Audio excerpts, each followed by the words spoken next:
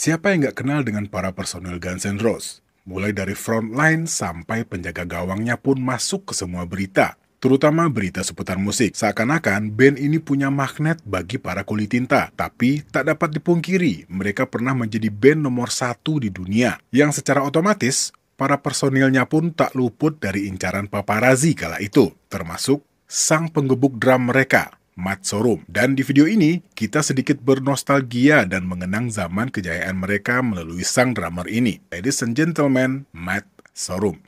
Hey, this is Matt Sorum.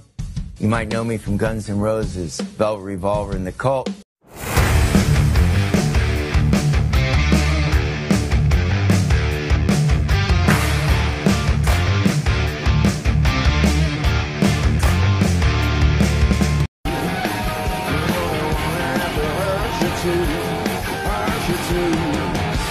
Matt Sorum adalah seorang drummer berkebangsaan Amerika Serikat. Ia dikenal sebagai mantan anggota band legendaris Guns N' Roses dan Velvet Revolver. Dan juga sebagai pendiri Kings of Chaos. Merupakan salah satu drummer rock paling dihormati di dunia dan telah memenangkan banyak penghargaan di industri musik. Lahir dengan nama Matthew William Sorum pada tanggal 19 November tahun 1960. Namanya semakin melambung setelah menjadi bagian dari band hard rock Guns N' Roses. Matt telah merekam 3 album bersama Guns dan semakin dikenal saat menjadi anggota supergroup Velvet Revolver. Matt Sorum saat ini merupakan anggota dari band proyekan Kings of Chaos dan dia juga merupakan mantan personil dari The Cult dan Why Can't Tori Reid. Matt juga merupakan anggota band proyekan Slash Snake Pit dan Neurotic Outsiders dan telah merilis 2 album solo, Hollywood Zen pada tahun 2004 dan Stratosphere di tahun 2014. Dia juga menjadi drummer tour untuk supergroup Hollywood Vampires dari tahun 2015 sampai 2017. Proyek terbarunya adalah Deadland Ritual yang menampilkan basis Black Sabbath, Geezer Butler, gitaris Billy Idol, Steve Stevens, dan vokalis Apocalyptica, Frankie Perez. Matt Sorum lahir di daerah yang tidak tergabung di Orange County, California, yang kemudian menjadi kota Mission Viejo. Dia mulai bermain drum setelah menonton Ringo Starr bersama The Beatles di The Ed Sullivan Show pada tahun 1964. Kemudian ia banyak dipengaruhi oleh Ian Pearce, Keith Moon, Neil Peart, Ginger Baker, John Bonham, Roger Taylor, Buddy Rich, dan Bill Ward. Matt kecil yang masih duduk di bangku taman kanak-kanak pada saat itu harus menerima kenyataan pahit untuk perceraian kedua orang tuanya. Ibunya adalah seorang guru, dan ayahnya adalah seorang pria liar dan hippie. Matt mengenang, dia pernah membawa saya dan 2 kakak laki-laki saya ke Meksiko dengan mengendarai Volkswagen Bug. Dia mengatakan kepada ibu saya bahwa dia akan membawa kami ke Tijuana. Namun, kami malah berkendara sejauh 2000 mil ke selatan perbatasan, dan kami pergi selama 2 minggu, katanya. Bersekolah di Mission Viejo High School, Matt merupakan bagian dari band jazz, marching band, dan ensemble tiup. Ayahnya lah yang memicu minatnya untuk bepergian, berpetualang, mengambil resiko, dan melanggar aturan. Menyelinap ke Hollywood bersama bandnya yang bernama Prophecy adalah salah satu bentuk pelanggarannya. Dia mengenang, begitu saya pindah ke Hollywood, saya langsung melakukannya. Saya memiliki mobil station wagon Rambler tahun 64 yang saya beli seharga $50 yang nyaris tidak bisa jalan. Ya, saya benar-benar membelinya seharga $50 dan saya menaruh semua drum saya di sana, lanjutnya.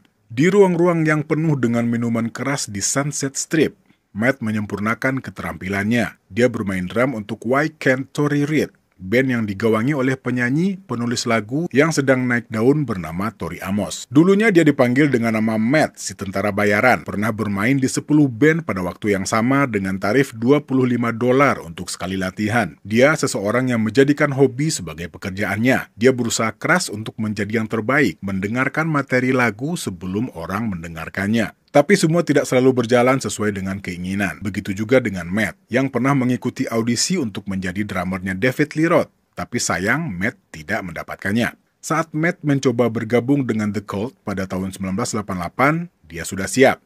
Katanya, saya berlatih selama 2 minggu sendirian. Saya berpakaian dengan tepat. Saya mengenakan pakaian serba hitam. Saya mempelajari band ini. Lanjutnya, rasanya seperti menjadi seorang aktor. Jika Anda harus membaca naskah, dapatkan naskahnya, katanya. Dan Matt pun berhasil lolos audisi dan menghabiskan beberapa tahun berikutnya bersama The Cult. Sampai akhirnya, ia direkrut oleh Slash untuk bermain drum di Guns N' Roses.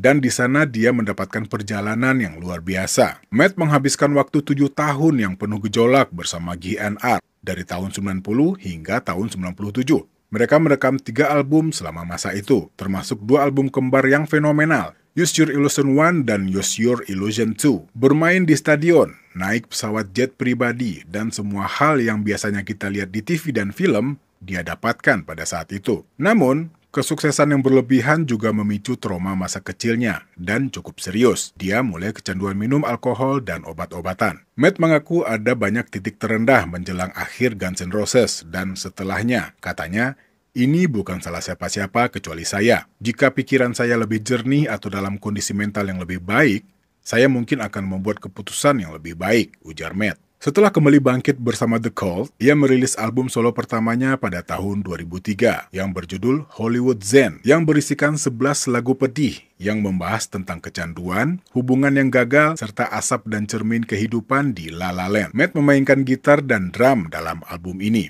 Pada tahun yang sama, ia bersatu kembali dengan Slash dan Duff yang membentuk quintet hard rock Velvet Revolver dengan Dave Kushner dari band punk Wasted Youth pada gitar hitam dan juga mengajak vokalis karismatik Scott Weiland yang baru saja direhabilitasi dari Stone Temple Pilots. Kolaborasi band ini selama setengah dekade menghasilkan album double platinum Contraband dan selanjutnya album Libertad. Single debut mereka yang berjudul Slither membuat Velvet Revolver meraih Grammy untuk kategori Best Hard Rock Performance pada tahun 2005. Matt mengaku Velvet Revolver merupakan puncak karirnya, bahkan lebih penting dari Guns N' Roses. Dalam beberapa tahun terakhir, Matt Sorum membuat sejumlah proyek sampingan yang bertabur bintang. Camp Freddy, band covernya dengan Dave Navarro dari Jane's Addiction, Ozzy Osbourne, hingga Corey Taylor dari Slipknot, dan almarhum Chester Bennington dari Linkin Park, dan juga band-band seperti Circus Diablo, Kings of Chaos, dan Hollywood Vampires. Pada tahun 2014, Matt merilis Stratosphere, album solo keduanya. Album ini cukup berbeda, mengeksplorasi aransemen string dan getaran Americana. Selain di musik, Matt Sorum juga melebarkan sayapnya sebagai seorang pebisnis. Dia termasuk salah seorang yang mendirikan bisnis blockchain global di Yucla. Dia juga berkumpul setiap tahun dengan para pemimpin global terkemuka di bidang bisnis, pemerintahan, dan akademisi di Forum Ekonomi Dunia di Davos, Swiss. Dia adalah penggagas di balik klub vinil yang dikuratori oleh para musisi papan atas yang disebut experiencevinyl.com dan juga membuat bir dengan merek The Drummer yang bekerja sama dengan Companhia Brasileira de Cerveja Artesanal atau disingkat dengan CBCA untuk memproduksi birnya sendiri yang diperuntukkan kepada para konsumen yang haus akan bir di seluruh Amerika Serikat. Di tahun 2020,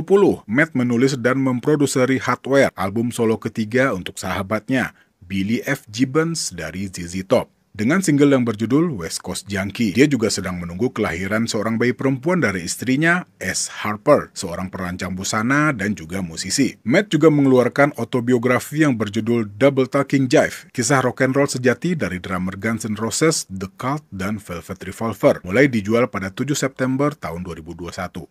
Itu dia sekelumit kisah dari Matt Sorum, seorang drummer low profile dengan segudang prestasi. Bisa dikatakan, Matt Sorum adalah seorang drummer dengan jiwa entrepreneur.